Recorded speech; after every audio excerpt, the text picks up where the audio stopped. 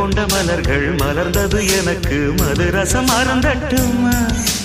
விடுகின்ற வரையில் முடிகின்ற வரையில் கவிதைகள் எழுதட்டுமா